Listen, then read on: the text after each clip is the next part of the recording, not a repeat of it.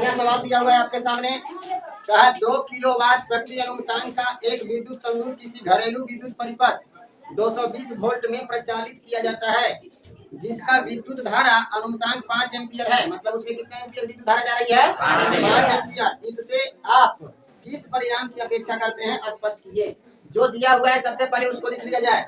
तो क्या दिया हुआ है? सबसे पहले शक्ति दिया है। तो शक्ति का मतलब पावर, शक्ति यानी P हमारे पास दे दिया। कितना दिया हुआ है? 2 किलोवाट। 2 किलोवाट। एक बात बता दीजिए, जब भी 2 किलोवाट दिया है तो इसको वाट में चेंज करना होगा। तो जैसे 1 किलोग्राम बराबर 1000 ग्राम होता है, उसी प्रकार से 1 किलोवाट बराबर 1000 वाट होता है। तो 2 किलोवाट बराबर 2000 वाट। तो यहाँ पे हम डायरेक्ट लिख दें क्या? 2000 वाट। कोई समस्या है किसी को? हल्ला करते हुए नहीं निकलेगा, आराम से निकलो, धीरे धीरे। 2000 वाट हो गया। और क्या दिया हुआ है इस सवाल में? देखिएगा, विभवांतर दिया हुआ है। विभवांतर जिसको हम लोग क्या कहते हैं? V कहते हैं। और वो दिया हुआ है 220 वोल्ट दिया हुआ है। और कुछ दिया क्या? और दिया हुआ है विद्युत धारा। विद्युत धारा I बराबर कितना? 5 एम्पियर। एक बात ध्यान दीजिएगा, ये जो 5 एम्पियर दिया हुआ है वो ये बता रहा है आपसे कि इस पूरे परिपथ में 5 एम्पियर विद्युत धारा को सहन करने की क्षमता है। समझ में आया? ये बोल रहा है, ध्यान से पढ़िएगा तब पता चलेगा। कहता है जिसका विद्युत धारा अनुपातांक 5 एम्पियर है, मतलब इस पूरे परिपथ में 5 एम्पियर विद्युत धारा वो सहन कर सकता है। लेकिन उससे कम रहेगा तो भी सहन कर लेगा, लेकिन उससे ज्यादा होगा तो समस्या हो सकता है। और ज्यादा होने के बाद हम समझ सकते हैं कि क्या समस्या होता है, पिछले क्लास में आपको बताएं।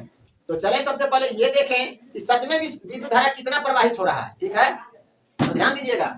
इसमें हमारे पास P दिया हुआ है, V दिया हुआ है, I दिया हुआ है। तो ये I नहीं दिया हुआ है, I हमको निकालना है। उस परिपथ में ये 5 एम्पियर सहन करने की क्षमता है, ये दिया हुआ है।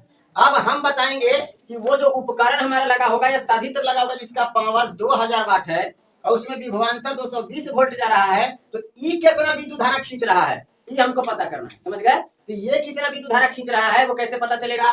सबसे पहले हम सूत्र जानते हैं, चूंकि P = VI सब लोग जानते होंगे। अगर P = VI होता है तो अगर हम I का मान चाह रहे हैं, I बराबर ये जो V है वो P के नीचे बटा में आ जाएगा, यानी भाग के रूप में, यानी P बटा V। कोई समस्या है?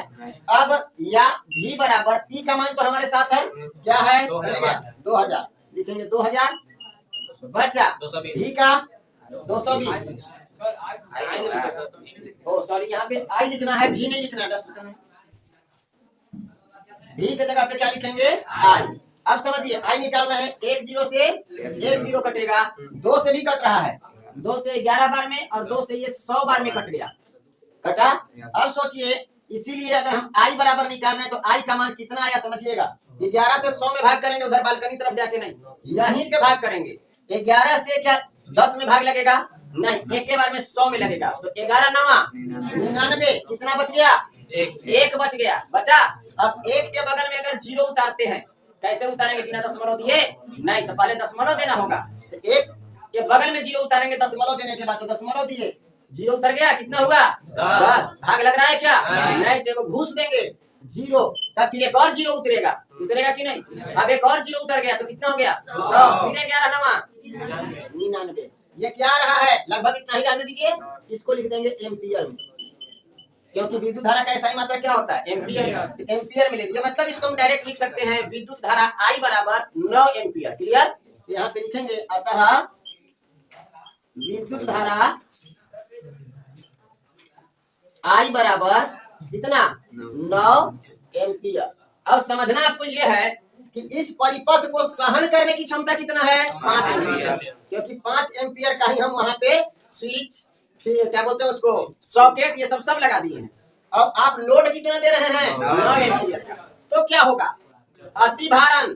कल बात हो रहा था कि जितना क्षमता है उससे ज्यादा अगर हम उसको विद्युत धारा दे रहे हैं तो उसमें अतिभारण की स्थिति हो जाएगी, ओवरलोड हो जाएगा।